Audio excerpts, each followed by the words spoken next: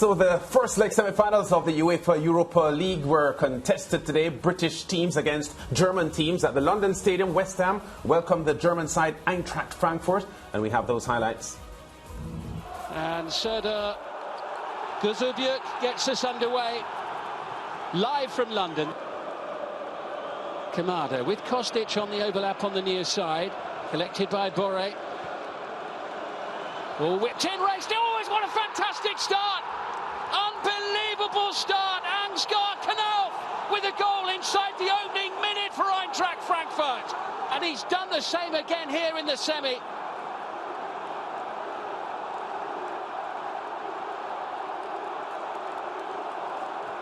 Kamada rolling it forward. This is Raphael Boré. And then sneaking in behind Pablo Fornals. Ansgar Knauf, the German under-21 international. Jared Bowen hitting the post. West Ham on the front foot here. And the header towards the far side. And Declan Rice is there, and the ball has crossed the line, and West Ham are level. Bowen's the man in Europe who keeps finding the net. There's no offside there. And as it came back across, Declan Rice and Mikel Antonio both going for the ball. This is Kostic up against Johnson. Sau. Jesper Lindström. Brilliant play. Superb save. And there Kamada is there.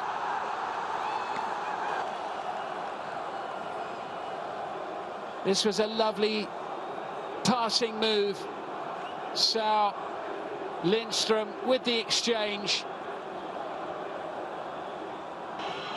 Midway through the second half. Can't get it past Hauger in the wall. Here's Benrahma. He's done well. Here's side Benrahma. Collected now by Raphael Boré. That's Kamada to his left. West Ham backpedaling here as Kamada. Oh, so close to making it three. Now Benrahma. Here's Rice once more. Oh, what a fantastic shot. Did it cross the line? I'm not sure that it did. Jared Bowen, so close. Quite a frantic game at times, this one. There is the final whistle. Half-time in the tie. Advantage Eintracht.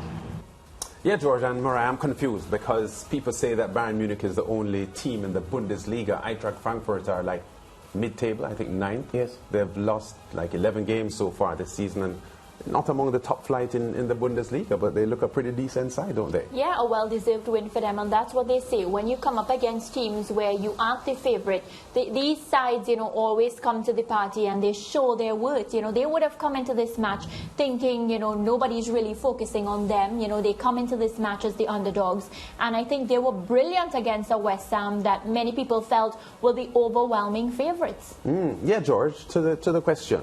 Yeah. Are Eintracht Frankfurt good or not good? No, they're a good team. But guess what? There's a difference in the Bundesliga. The Bundesliga has a set hierarchy of teams led by Bayern and Borussia Dortmund. Yeah. So when they're playing against the likes of Bayern and Dortmund, there's a mindset.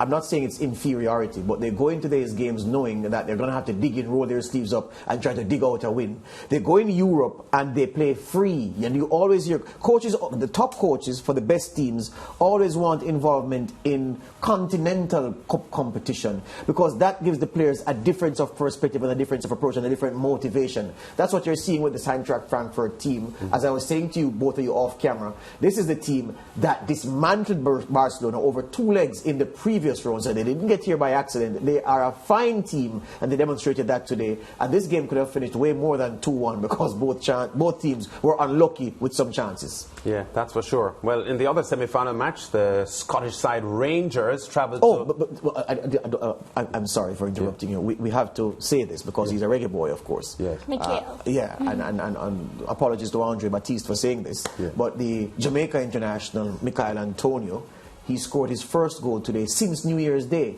It's noteworthy. The goal, well, more than noteworthy because it's a goal in a European semi-final. Its significance is for this fact. Before the all through his barren spell, yes, his manager David Moyes has been keen not to put pressure on him.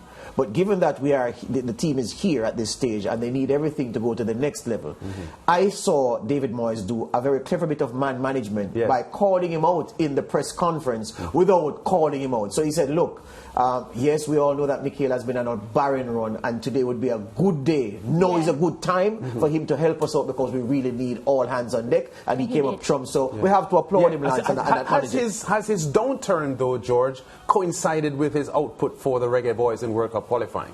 Well, since he returned to West Ham. It is tempting to say yes, but it's a strong no. Here's why it's a no. Mikel Antonio has never been prolific in his career. This is a man who was a utility player before David Moyes came. Yeah. So the fact is that he's been used as a right back, an auxiliary winger on occasion, centre forward. So the productivity that we saw from him last season and towards the early part of this season, that was unnatural. That wasn't the real him. But because of his prolific nature, people thought that he had gone up a level permanently. But we know that footballers aren't quite like that. So the fact is, his goal-scoring record since New Year's Day and now, I think, has been to type. It has been to type. So his barren spell didn't surprise me at all. I was just wondering, as a horse racing day on a Thursday, at the track day, you know, sometimes horses are shipped for overseas assignments and return to their home track and are never the same. So I was just wondering if... And it's a strong point you make, because we're going to talk to a man later who's training a horse who's perfect at Gulfstream. His only blemish came when he left Gulfstream Park. So he may be onto something there. That's right. Well, in the other semi-final match in the UEFA Europa League semi-final, first leg action, remember, the Scottish side Rangers travelled to the Red Bull Arena in Germany to take on RB Leipzig. Message clear, no room for discrimination in our game. It will be RB Leipzig to get the game underway to Atalanta, 1 each on that occasion. They then went to Italy and won 2-0. They'll feel they can do it again. And Kunku could hit. Well saved by McGregor.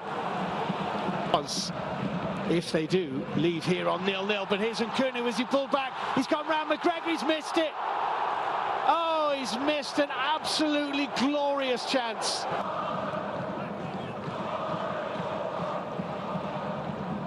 Henrys. Adams, can he get the shot away? Over the top from McGregor. What is their first corner of the game? And Nkunku takes. Driven back in, and Angelino scores! Angelino tried his luck on the volley.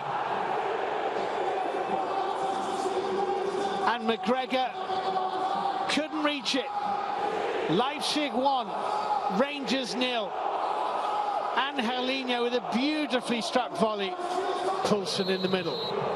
Forsberg or Angelino to deliver. It's Forsberg.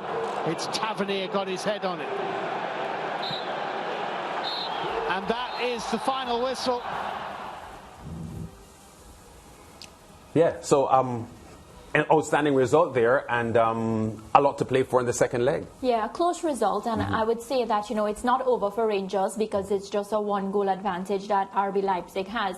But I won't, you know, underestimate RB Leipzig at all. 1, because they have a leg up now based on that goal, and 2, because they are the team that eliminated Real Sociedad and Atalanta before. So, you know, they would go into the second leg feeling extremely confident. The characteristics of the RB Leipzig team suggest that they'll fancy their chances in Glasgow for the return leg, because guess what? The home stadium will be rocking, if there's no doubt about that, in a week's time.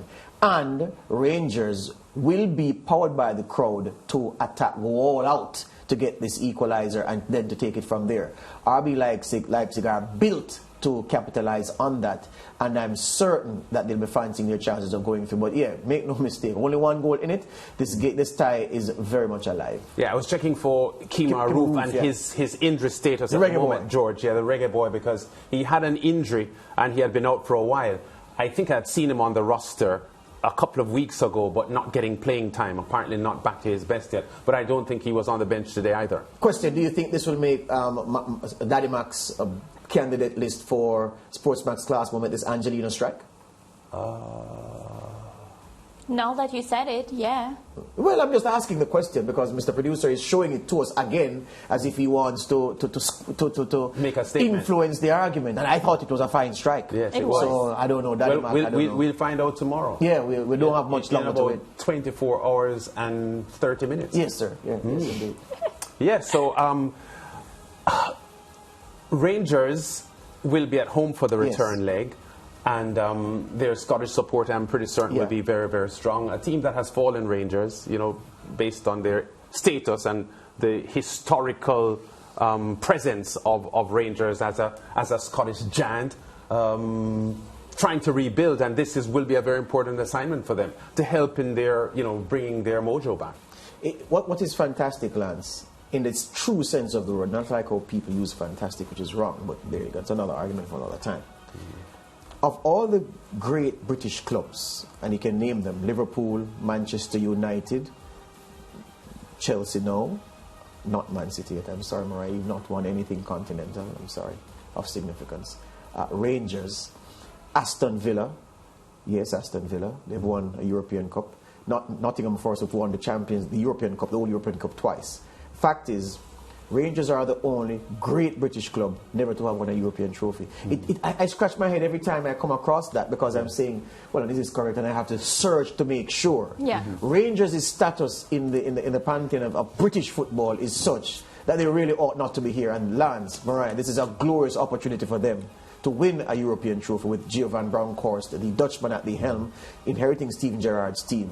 And trailing only one goal, they'll like their chances from here because they're saying, so just one goal in it, we're going home for the second leg, we'll take those odds, we're going to make it happen. Yeah, I will admit, George and Mariah, that my eyes were most on Rangers 20 years ago when one Russell Nigel Latipi was representing Rangers. The Trinidadian. Oh, Andre Batiste will like that. He's a gem, Russell Latipi. A gem. In my book, he's the best Caribbean footballer I've ever seen. Yeah. And it so happens the first Scottish football match I've ever watched live was when Russell was at Hibernian. Yes. The green and white jersey. And destroyed Rangers. There was a Sunday game, Lance, I watched at my brother's house in Spanish. It was Hibs against Rangers. Yes. I think Hibs won 3-0. Russell Latipi was unplayable. Yeah. They could have had 14 men, the Rangers players. Nobody could put a hand on him. Well, Rangers took him from him. And then that's when they bought him. So Russell Latipi.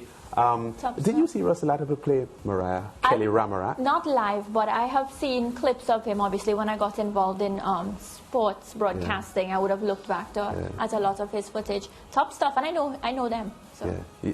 Do you play golf with him when you're in Trinidad? Because he loves to play golf, Russell Latipi. But he plays with my friends. Oh, he does? My Jamaican friends will be upset when I say this, and Jamaica has produced a lot of great footballers. But for me, Russell Latipi here and the rest some way behind. We really have, and that's the thing. That's why I'm most upset at the state of our football now, because of the type of footballers that would have passed through the system. Yeah, no question about that. Back with more on the Sports Match Zone after this.